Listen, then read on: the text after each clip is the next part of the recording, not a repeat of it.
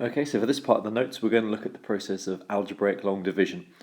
Before we actually look at the examples in the kind of printed notes, we're going to try a bit of rough work first and try out some other examples. It's really important before we do algebraic long division that we definitely understand the standard division, how it all fits together. So to begin, we're going to look at a nice simple example like, for instance, 15 divided by 7. This really isn't patronising, it is worth understanding this. So if you are going to divide 7 into 15, you know that it goes in twice with remainder 1. That's a way of writing division that we don't really do very often anymore. These days, if you were going to do 15 divided by 7, you would usually write your answer instead as 2 and 1/7. Okay? So if you want to divide 7 into 15, it goes in twice with 1 left over, but that 1 is really 1/7. This divisor, the thing you're dividing by, still appears over here. The only slight confusion here is the way we would standardly write a mixed number like this.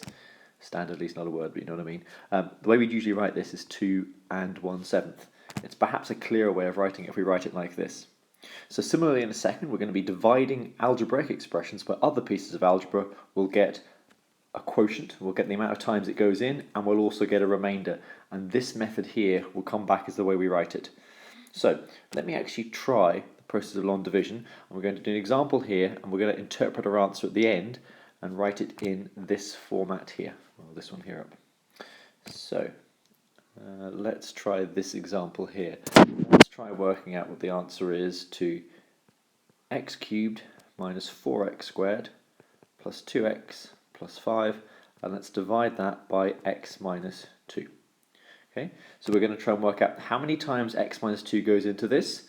That'll give us this number here, and we're also going to get a remainder, which we will write over the thing we're dividing by. Here we were dividing by 7, here we were dividing by x minus 2. So we'll get the number of times it goes in, which will be a piece of algebra, and we'll also get the number of times it goes in over this divisor here. So let's see that in action.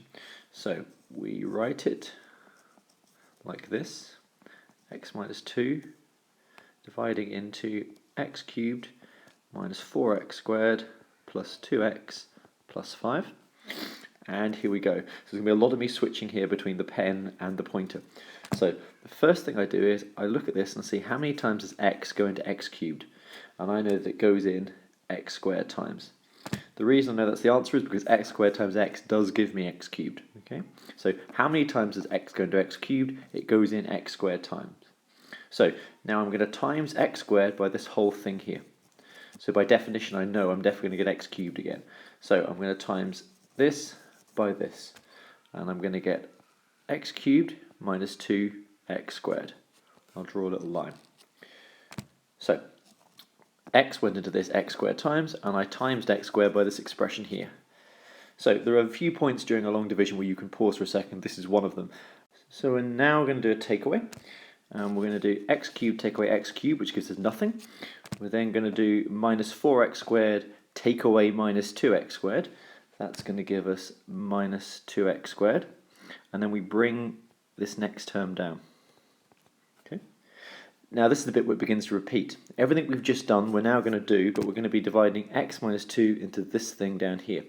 So let's first of all put x into minus 2x squared, and it's going to go minus 2x times.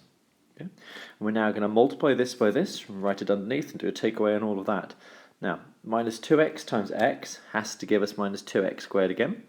Minus 2x times minus 2 is going to give me plus 4x. And again, I can draw my line there before I do my takeaway. So, I am now going to do that takeaway. Minus 2x squared take away minus 2x squared is going to disappear. You're taking the same thing away from itself. And this minus being taken away becomes a plus. Either way, you get a 0. I'm then going to do 2x take away 4x. That's going to give me minus 2x, and I'm going to bring down that plus 5. So, now I'm going to say how many times does x go into minus 2x, and the answer is minus 2.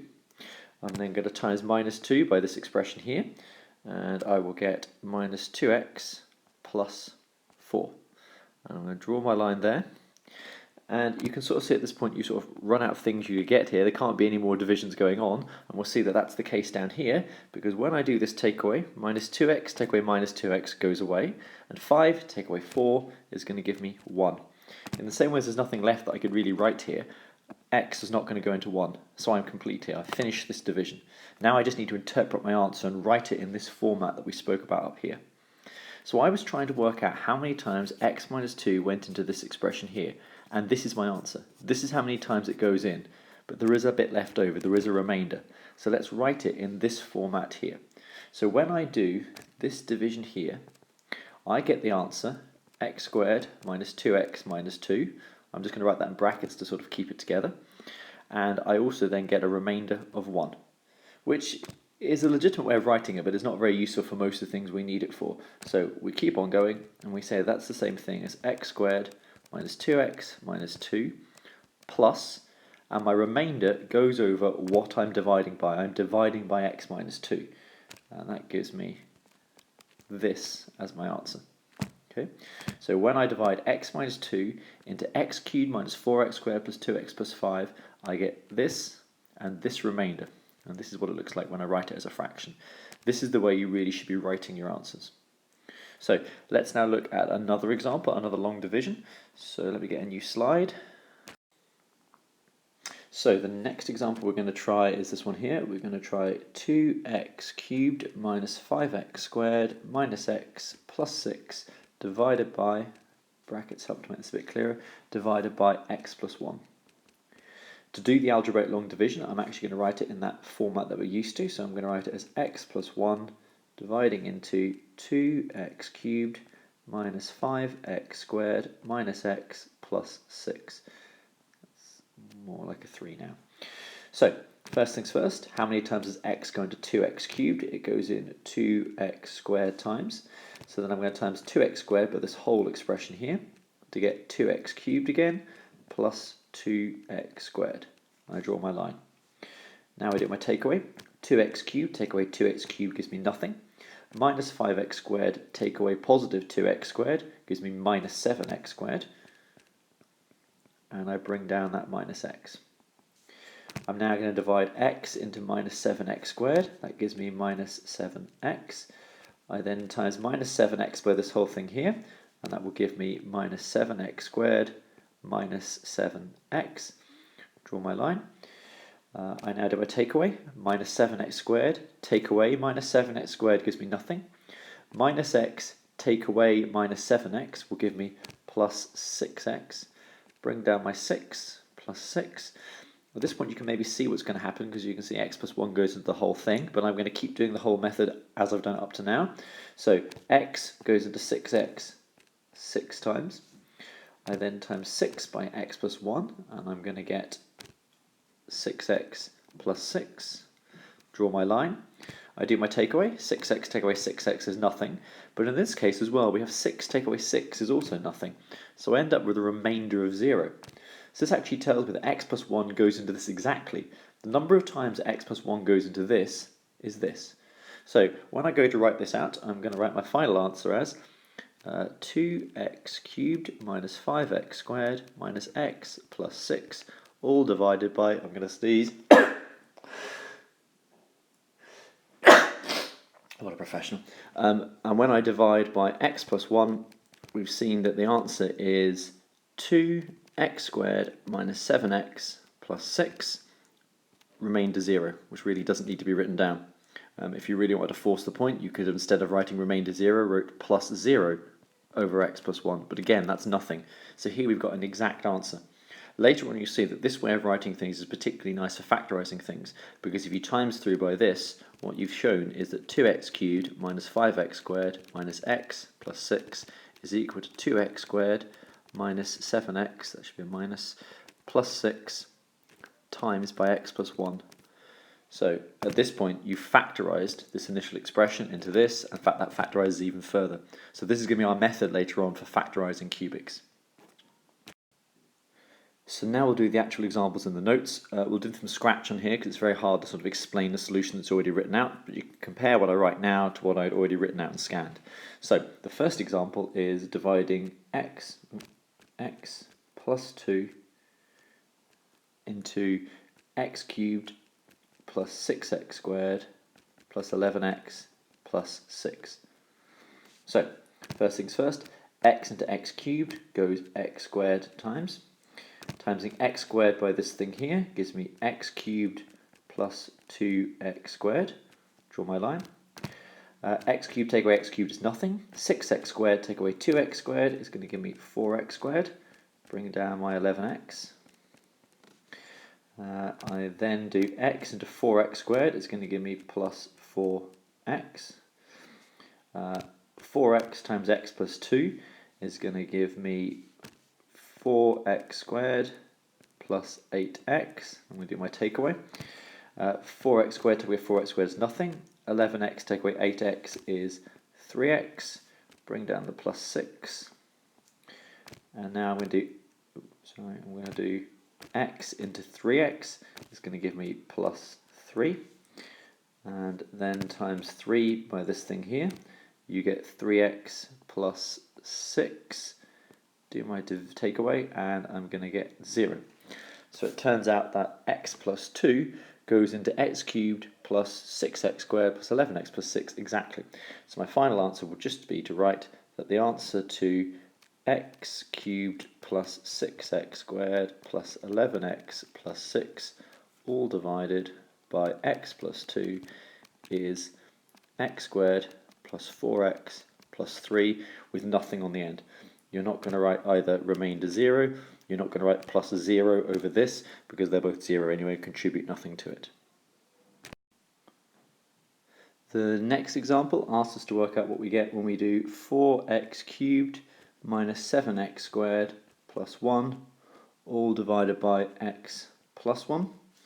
Now we have to be very careful in this one here because if we look at this top line here, there's an x cubed term, an x squared term, and we're missing an x term. There's a 0x term in there plus 1.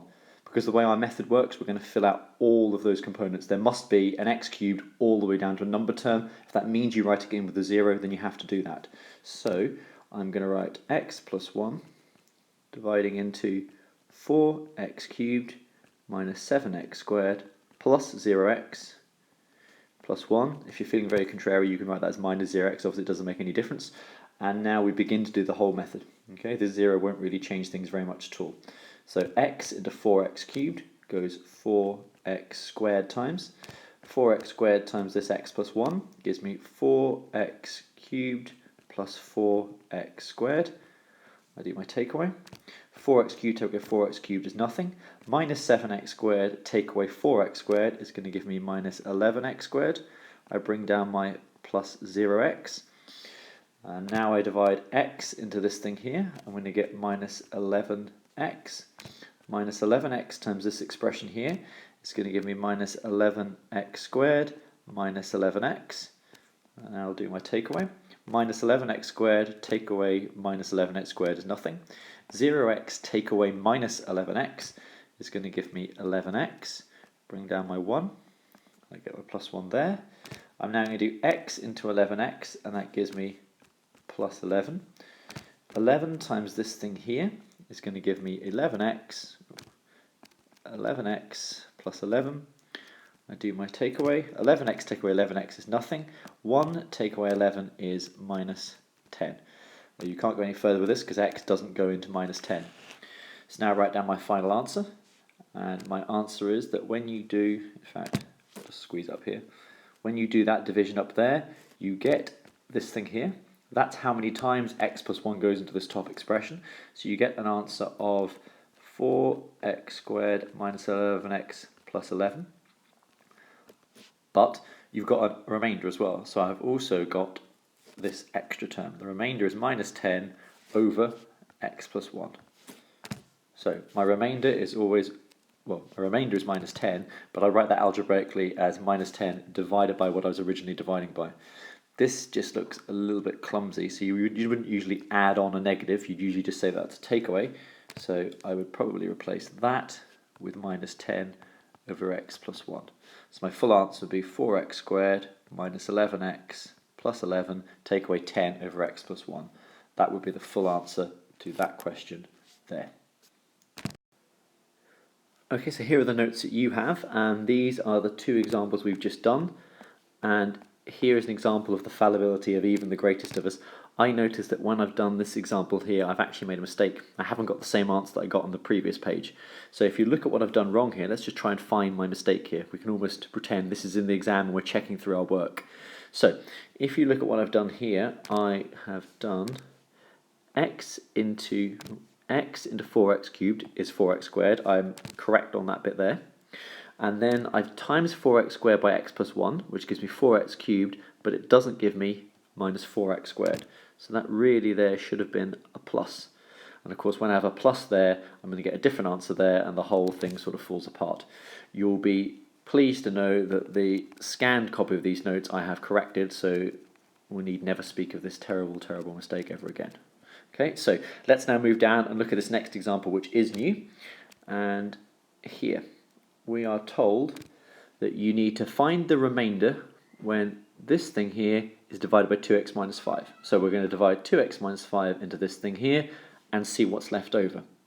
Now the next bit should make you suspicious already of what the answer should be. It says hence factorise completely and solve this cubic equation. This is actually an example which is going to come up much later on and be a real kind of classic example and one of the key things you should expect to come up in your C1 exam. But for now we can pretty much understand this just based on what we know about division. So we'll come to this hence in a second and see why this first part's so useful. So you're going to divide 2x minus 5 into this thing here. So 2x minus 5 dividing into this thing here. 2x into 2x cubed goes x squared times x squared by 2x minus 5, and you get this thing here, 2x cubed minus 5x squared. Do the takeaway, nothing there. Minus 9x squared, take away minus 5x squared, gives you minus 4x squared. 2x into minus 4x squared is minus 2x. Minus 2x times this thing here is minus 4x squared plus 10x. I've lost all confidence in myself now. 12x take away 10x is 2x. Bring down the minus 5. I'm leaving out that arrow. That's not really things that most people actually do. I only did it for the sake of making the working clearer. 2x into 2x goes once. 1 times 2x minus 5 is 2x minus 5. You do the takeaway and you've got the 0. The 0 you know you should get. Okay? And the reason you should know you should get that is because this tells me that this is a factor. You're being told to factorise completely, and this first part of the question is the clue. 2x minus 5 is a factor. It has no remainder. So I can write, and I'll just do an in-between step here, I can write down that 2x cubed minus 9x squared plus 12x minus 5 divided by 2x minus 5 equals x squared minus 2x plus 1 with no remainder on the end, no extra fraction going on. So because the division has told me this, I can say something about 2x cubed minus 9x squared plus 12x minus 5, which is something I am trying to say something about. So this divided by this gives me this. So multiply this across to the other side, and you have this statement here. This is equal to 2x minus 5 times this. That's an alternative way of just always writing out your answer to this. If you get a remainder of 0, then this is equal to these two things multiplied together. So in my goal to completely factorise this, I've written that this is equal to 2x minus 5 times this bracket here. This bracket I can factorise as well, and I get x minus 1 all squared. And once something is completely factorised, it's very easy to solve. So rather than saying this thing is equal to 0, I can now say, well, this thing is equal to 0. When is this happening? Well, it's going to happen when x is 5 over 2 or x is 1.